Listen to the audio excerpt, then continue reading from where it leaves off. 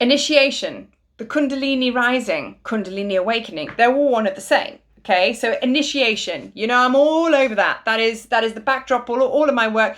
Activations, initiations, awakenings, remembering. Those are all versions of Kundalini awakenings.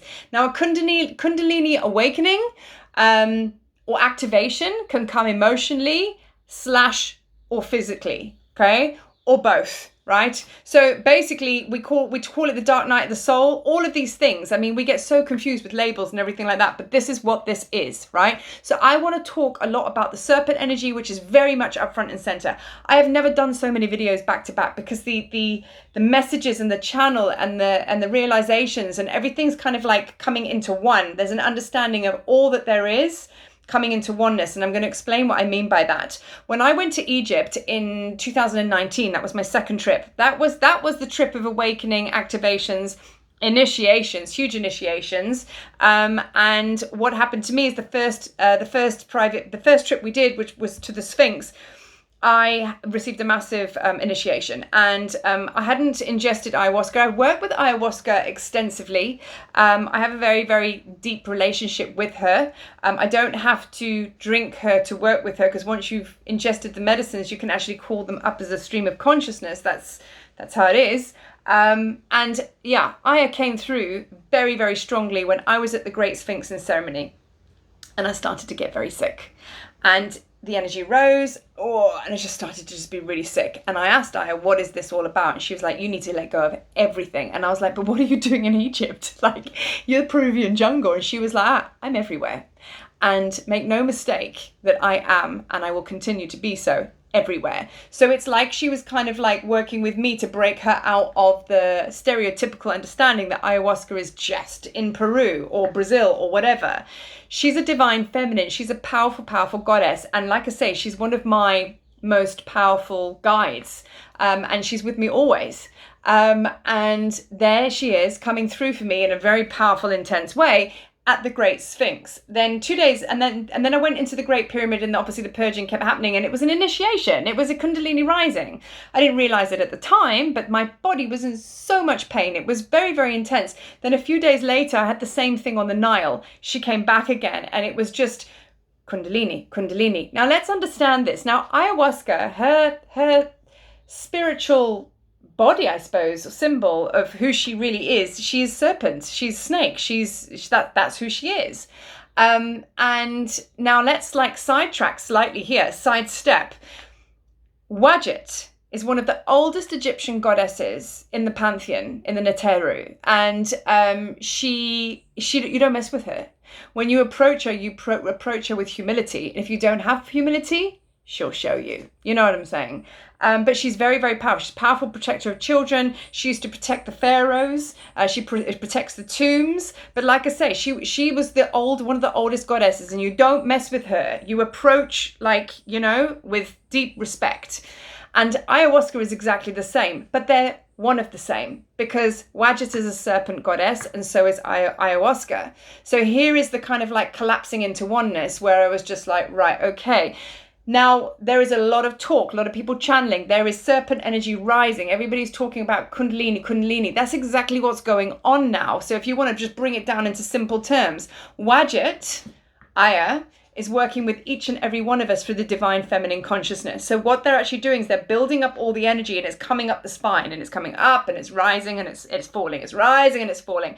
And that's what ascension is. We go up, we go down, we go up, we go down. So let's talk about it in real terms. Like, how is it affecting you in your life in this now time? Getting sick, getting emotionally propelled into the dark night of the soul, anything, tragedies going on in you and around you. This is Kundalini rising. So for me in Egypt, I suffered 2 times physical Kundalini rising, especially the second purge I had that was brought through Wadjet and Aya.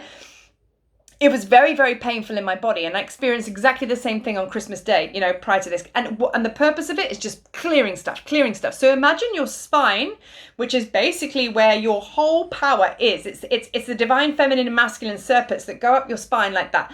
That is the ultimate. We've got to use the breath work. That's why we work with breath work, because we raise the Kundalini and we go all the way up into enlightenment. Now, Wadjet, you will see on the head. Now, this is the thing, and we all know I'm connected to Sekhmet and the feline energies, and so are you, probably, if you're watching this video.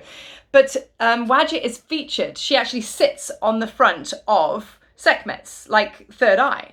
Now, she is a depiction of the Kundalini energy. It's a depiction of enlightenment, and also as well, you always know if a being is royal, because they all have that there as well. So she's very, very highly regarded, the serpent energy, this divine mother. But for them to get up there, she's actually worked with them where she's like purged all of the density out of their spine, out of their lives, for them to be able to get to a certain level, to be able to be enlightened, basically. So that's how we look at all these gods and goddesses and going, wow, okay, they're enlightened, they're royalty, they're all the rest of it, because Wadjet is sitting here. But the thing is, Wadjet is sitting here with all of us now. So why? Because we're all becoming one. So that's like what's happening. She's purging and she's raising up for the spine. She's clearing out all the blocks, everything. Go, go, go, go. And that is going to resonate into your life as trauma, sickness, or anything that is depicted as fear or suffering is the old shit that needs to go. And that is what she's clearing the way out. So imagine a blocked pipe. She's coming up, blockage, boom. Comes back up again, needs to go up to the next level, boom. And that's what she's doing. She's pushing through. So if you want to work more focused and consciously with the Kundalini, with Wadjet Aya, let's call her Wadjet Aya, you can call her in and you approach with humility. And, you know, you just really, you know, respect. Because when you work with her, you got to be ready. You got to be ready. And those of you that have worked with ayahuasca, you know exactly what I'm talking about. She is a force, but she is so loving as well at the same time. She will get you to where you need to go, but she don't take no shit. And that's kind of, you know, that's why I say you've got to be ready to work with her. So when the energy comes up, you can actually work with her and just say, please clear any blockages with ease and grace as much as possible as you can. Depends how tightly you're holding on, really. But with ease and grace, just raising up the energy and clear the blockages. Now, interesting, she works up the spine. Okay, so with the spine, that is the center of you, because what does the spine physically do? It supports you.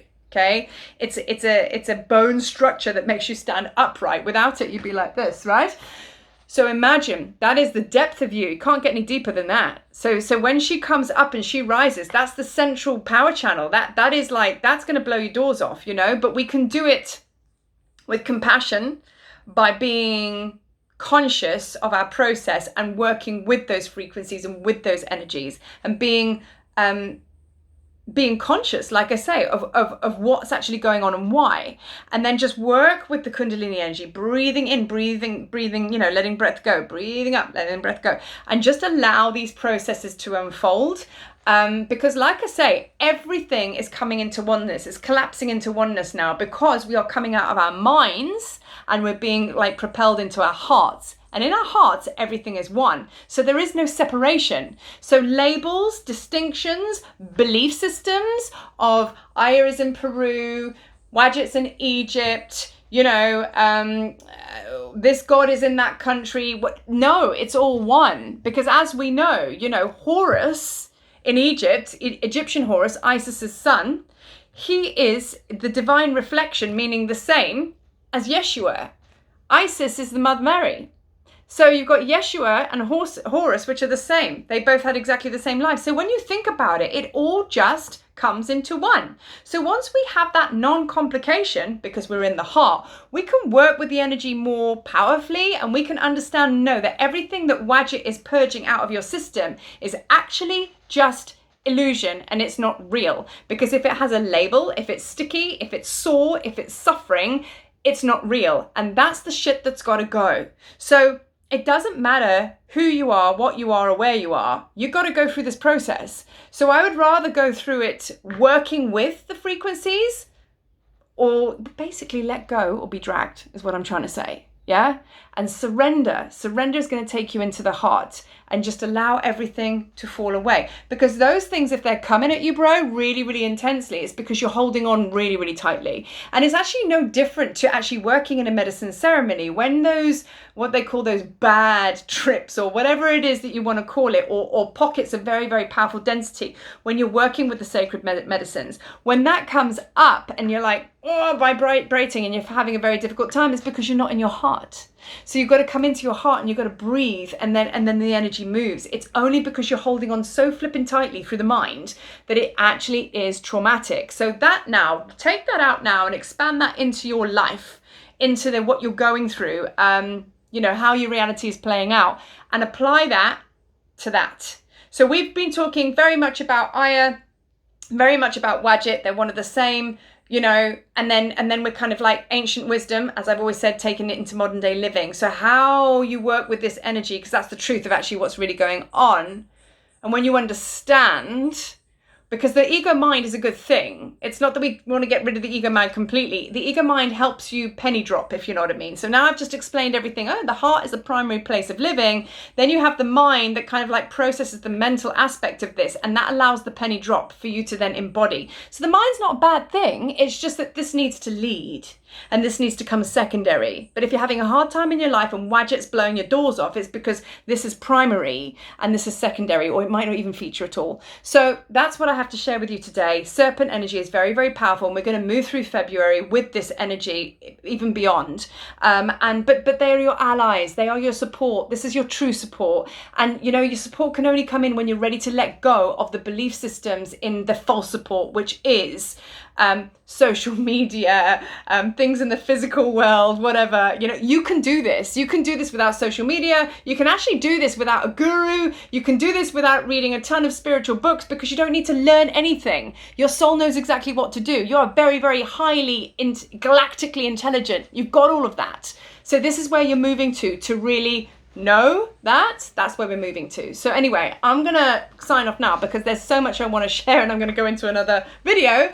But let this marinate, let it settle, let it drop, and you know, and just breathe. But yeah, we're all in this space together. Keep on tracking. And as always, there are some offerings, and there's some free offerings on the YouTube videos, things like that, you know. But also as well, I think just surrender. That, I mean, over and above all the offerings and things you can reach out to assist you as tools, surrender. That's it, and that's all. Peace.